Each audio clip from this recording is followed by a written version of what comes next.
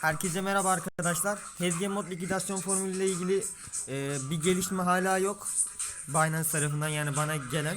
En sonunda bir daha bulaştım, 2 gündür cevap vermiyorlardı. 48 saat içinde geri dönüş yapacağız bu sefer dediler. Bakalım ne olacak, ama ben onları beklemedim tabi. Bir şey bu Binance Testnet diye bir site paylaşmıştım ya. Oradan denemeler yaptım arkadaşlar. İlk başta 0.001 BTC long ve short aynı büyüklüklerde denedim tabii ki hepsini. Girdim. Giriş fiyatları birbirine çok yakın. Mesela biri 9118.41 ise öteki 9118.46 ya da 38'dir. O civar bir şeydir yani. Küsuratları vardır. Birebir denk getirmeyi yaparsam bir ayımı alır. Onu fiyatlara denk gelmez çünkü. Küçük farkları karıştırmayacağım. O zamanla hesaplanır. Burada yapmaya çalıştığım şey, hepsinin likidasyon fiyatını buldum. Bakın şöyle 0.01 long ve short girdiğimde bakiyeler yine yaklaşık aynı, ama aldıkça bir bedel ödediğim için bakiyeler düşüyor. Onları, bakiyeyi de hesaba katmadım tabi bu videoda. Onları da yavaş yavaş artık çözeceğiz. Şöyle diyeyim, 0.001 Bitcoin long ve 0.001 Bitcoin short girdiğimizde likidasyonum bu kadar oluyor o elimdeki bakiyeyle. 2'ye çektiğimde bu 1 milyar 435 milyon şeklinde düşüyor. 3'e çektiğimde böyle oluyor. Beşer beşer kademeli yaptım. Şimdi burada dikkat etmemiz gereken nokta, 0.001'den 0.002'ye çıktığımızda 2 kat küçülüyor. Yani 2,0000 bilmem kaç oluyor da ben tam yuvarlıyorum, 2 kat küçülüyor. Yani 2 milyondan 1 milyona düşüyor. Ve 0.003'e çıkarttığımda long ve short'u tekrardan, bu sefer 957'ye, yani 0.2'den 0.3'e çıktığına göre 1,5 kat azalıyor likidasyon fiyatım.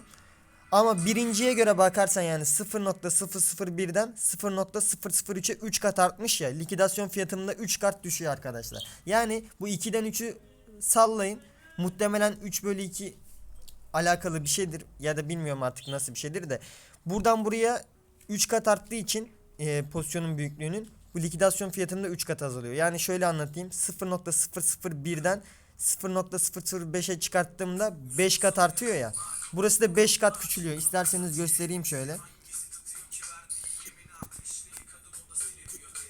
2872 milyar 871 milyon 535.267.85 bölü 574 milyon 306.864.47.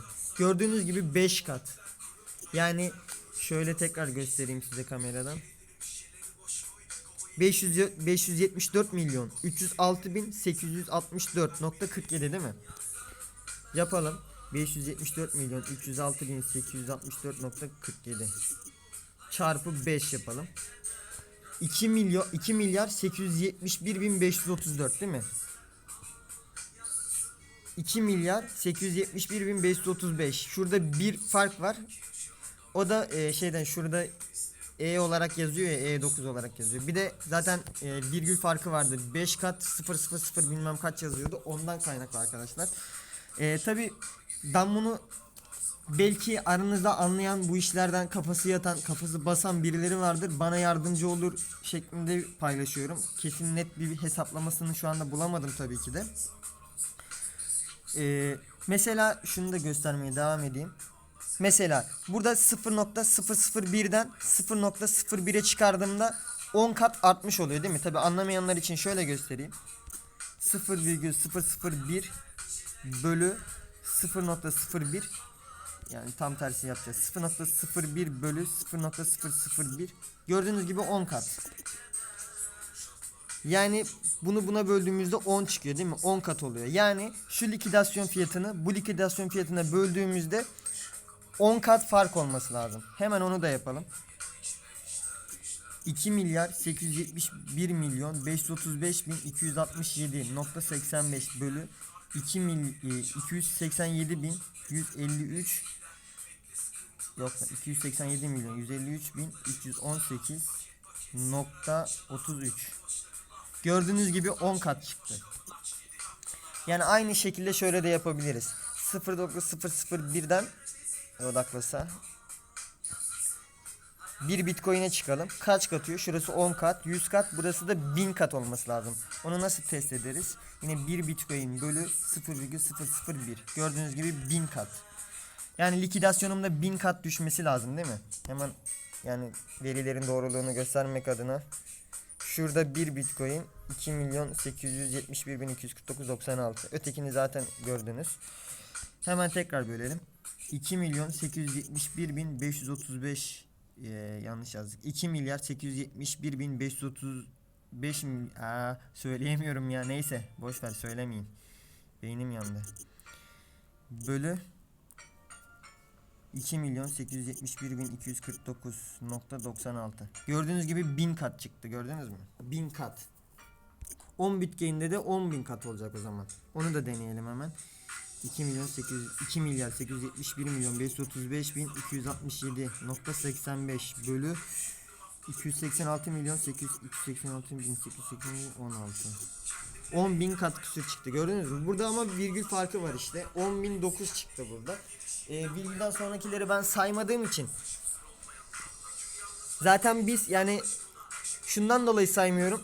Aramızda beni izleyip de 10 Bitcoin'le 100 Bitcoin'le işlem yapacak bir insan olmadığını düşünüyorum. Ondan dolayı da bunları işaretlemiyorum yani. O kadar hesaplamaya gerek duymuyorum. Ben hiçbir zaman şahsen 10 Bitcoin'le bir işlem yapamayacağım. Ondan sonracığıma başka ne gösterebilirim bu videoda? Başka 0.01. Mesela şöyle diyeyim. Mesela 0.001 ile bunu baz alarak yapıyorum. 0.02'ye geçtiğimde de buradan 0.1'de 10 kattı ya. Bunda da 20 kat oluyor. 30 kat, 40 kat. Mesela burada 40 katı deneyelim. İlk başta nasıl 40 kat onu göstereyim. 0.04 bölü 0.001. Gördüğünüz gibi 40 çıktı değil mi? 40 kat. Hemen bölelim. 28 700 71 535 267.85 bölü 40 kat dedik. 71 788 125.80. Gördüğünüz gibi arkadaşlar 40 kat diyor. Şu virgülden sonra bir fark var. Onu hesaba katmıyorum şu anlık. Yani benim anladığım kadarıyla şu anda yani bu işle kafa patlatanlar için de belki bir yardımcı olur. Giriş fiyatlarım tabii ki mesela 0.001 ile 1 Bitcoin girdiğimdeki giriş fiyatım muhtemelen aynı değildir. Mesela birinde 9.117'den girdiysem burada 9.118'e çıkmıştır. Çünkü al sat yapıyorum ya. Giriş fiyatım istemeden büyüyor. Yani tamamen kusursuz değil. Belki de oradaki virgülden sonraki küsuratlar ondan kaynaklı olabilir. Ondan sonra başka ne gösterebilirim? Bir de şunu denedim. Şurada daha henüz bir sonuç bulamadım ama mesela dediğim gibi giriş fiyatların farklı demiştim. Al sat yaptıktan sonra benim istemeden bakiyem düşüyor. Market fiyatından satıyorum çünkü direkt hızlı işlem yapabilmek için. 9097'den 1 Bitcoin long, 1 Bitcoin'de short girdim. Likidasyonum hemen şu kadar hesaplandı. 2 milyar 841 milyon 759 bin, yok yanlış söyledim. 2 milyon 841 bin 759.88 dolar. Bakiyem de 66.111.03 dolardı. Bu pozisyonu kapatıp aynı pozisyondan tekrar açtım 9097'den 1'e 1 long short. Bu sefer de likidasyonum birazcık düştü. Ne kadar düşmüştü? 400 dolar. Birazcık dediğim 400 dolar düştü. Benim ana bakiyemde 13.04 dolar düştü. Pardon, 14.03 dolar düşmüştü.